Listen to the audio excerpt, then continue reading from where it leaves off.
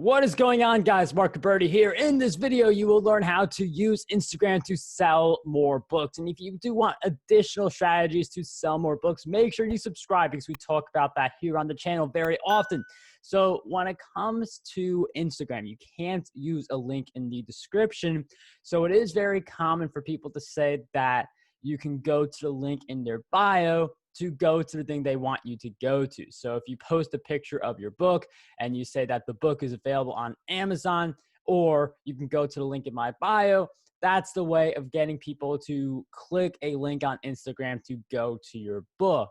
Now, you can also just say that your book is available on Amazon, and people may get the cue to check out your book on Amazon and buy their copy. A lot of the sales that you make on social media, not just Instagram, it's not going to be immediate. It's not like you're going to go on one of these videos, see all my books in the description, and feel inspired to buy right away. Rather, it's going to be people who watch a few of your videos or like a few of your Instagram posts, and they do all those things. And then after all that, they end up buying your book. But you're not going to get the sale if you don't really present your book to your audience. You can post the great content, but without a call to action, nothing's going to come out of it. So you do have to promote your book, but you don't want to be too salesy either. So that's why it's good to post on Instagram often and mix the posts about your book with non-book stuff, or maybe you're just providing free advice, you're doing some personal pictures as well, because those tend to do really well on Instagram. You could even do a carousel post where you're sharing different strategies with people. So 3 different ways to get more Twitter followers. You would have the front picture, you would have tactic 1, tactic 2, tactic 3, all in different pictures, and then some type of conclusion where you encourage people to share their takeaway and share the post. So there's a lot of different styles we have, but what really helps for selling books? What are the types of posts we create? The first post option you have is a quote post. You take a good quote from your book, you make a picture using that quote, and then at the bottom right, you have your book's cover.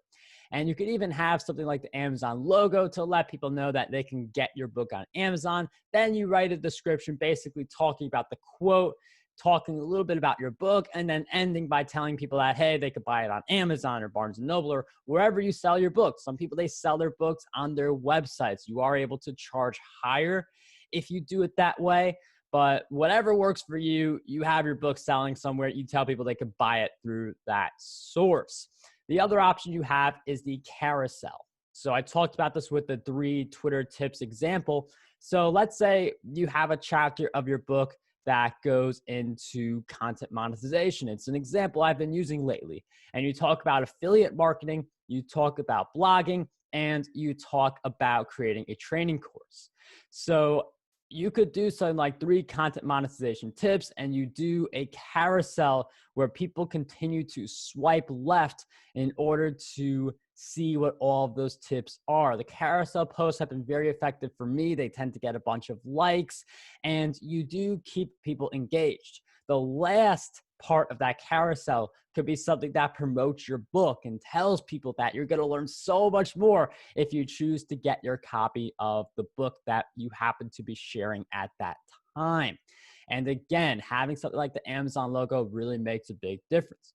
So those are the types of things you could post. You could also put up videos where you talk about your book or you talk about a strategy with a very similar mentality. And if you are going to publish this video on Instagram, why not do a YouTube channel as well? And if you guys are new to YouTube, we do have a ton of videos here, such as how I hit 5,000 subscribers, how to get your first 1,000 subscribers. There's a lot of great YouTube related content here as well. So you may want to subscribe if you haven't already. But in addition to the posts, you also have stories, and stories are a great way to promote your book, even if you don't have 10,000 followers. And when you do have 10,000 followers, you get swipe up. So you could actually lead people from Instagram to some website, and that could be the Amazon page for your book. So you're definitely more set if you have 10,000 followers, but you can get a lot done in the stories if you don't have 10,000 followers. And there are things you should be doing either way. The first thing you could do is when you have a new book, have the cover, make that your story, have the Amazon logo to indicate they could buy on Amazon, and put that in your story. There are going to be two things that you accomplish with this. The first thing is that you tell people that your book is on Amazon and they can buy it. The second thing is if you write multiple books, and I do talk about that in a video about how you can write a book a month, but if you do write multiple books and you take multiple pictures like this where you have the Amazon logo, you have a book cover, but it's different based on which book you're promoting, you can create an Instagram story highlight. So on my Instagram, you can actually go to one of my Instagram story highlights and see a whole bunch of book covers that are based on the books I've written, I've published. And it's a good way to introduce people to all of your books. It's like how in the description of this video, I list a few of my books, but the Instagram story highlight allows me to do that in the more engaging picture format rather than just text and links. So it is a great strategy to build up on that content and have it in a place where new followers can always find it. You could also incorporate pictures where maybe you're holding your book, someone else is holding your book, and combine all that to create an environment, that Instagram story highlight that will last forever and be good indoctrination for the new people who follow you on Instagram.